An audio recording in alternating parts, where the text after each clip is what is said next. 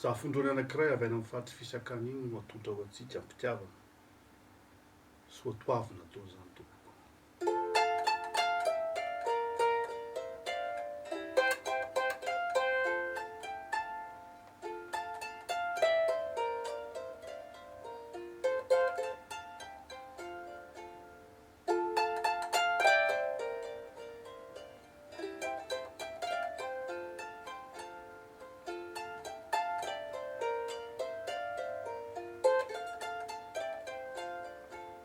Vai voninkazo ao avatanane, alokalofany reny mala, tondratondray fazavela halazo, ao aminao misy soa.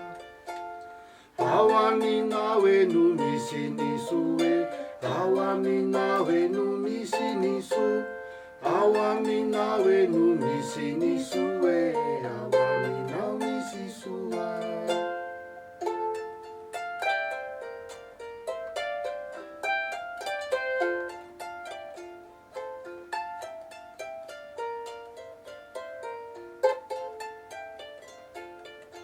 Raha sendra mivavaka ny agnanina e, mivavaka ho ahy zay malalaky izay, izaho kosa mivavaka ho azy, ao aminao misy soa.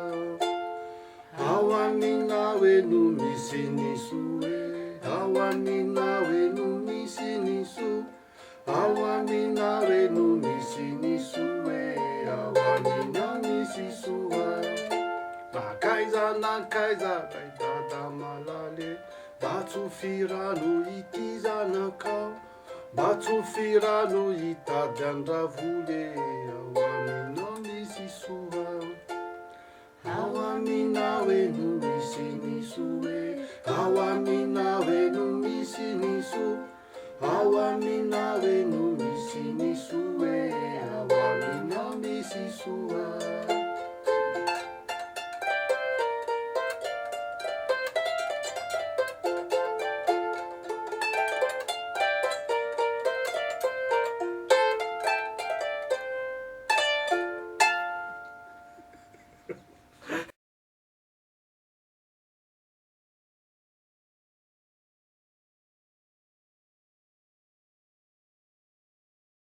Hira anankiray avy any amin'ny faritra atsimo igny,